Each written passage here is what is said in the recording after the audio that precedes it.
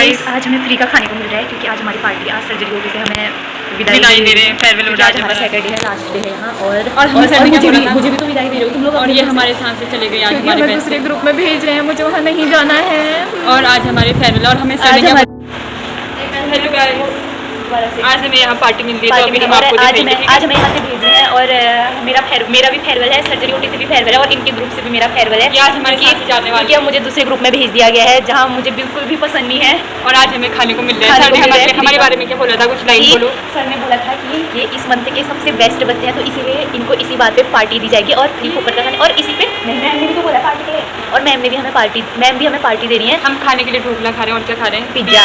तो मैम ने पिज्जा मंगाया है और सर ने ढोकला मंगाया है।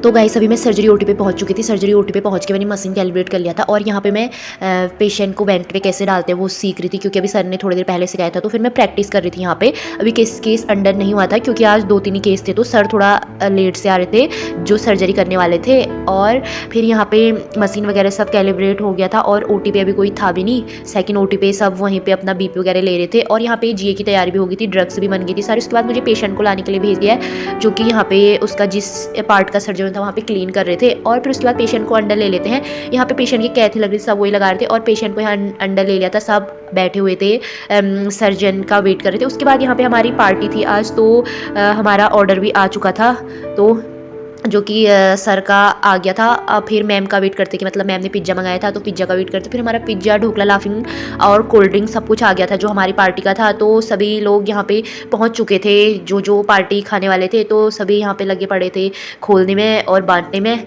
तो सभी को खाने की जल्दी थी। फिर यहाँ पे पार्टी की और उसके बाद हम दोबारा ओटी में चले गए थे क्योंकि वहाँ केस भी लगा हुआ था।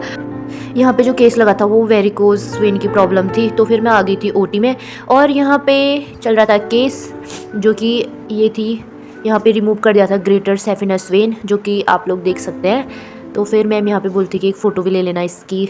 और वहाँ पे देख सकते हैं आप कि आगे सामने पे जो है वो सेकंड ओटी चल रही थी और यहाँ पे फर्स्ट ओटी चल रही थी। तो मैं यहाँ पे की मॉनिटरिंग कर रही थी, सब लोग वहाँ थे। और आज निशु को खाना खाने के बाद फ्री का बहुत अच्छा लगा, यहाँ पे हंस रही थी। उसके बाद हमें आज बहुत मज़ा आया क्योंकि लास्ट दिन था यहाँ पे। और अब हम साथ में पोस्टिंग में भी नहीं दिखेंगे क्योंकि अब हम अलग अलग हो गए थे। यहाँ पर फिर हम कपड़े चेंज करते हैं और कपड़े चेंज करने के बाद हम लोग चले जाते हैं। पीछे से हमारी सीनियर मैम भी आ रही थी और हम भी चले गए थे। तो फिर यहाँ पे हमने बोला बाय बाय सर्जरी ओटी को, तो फिर चलते हैं।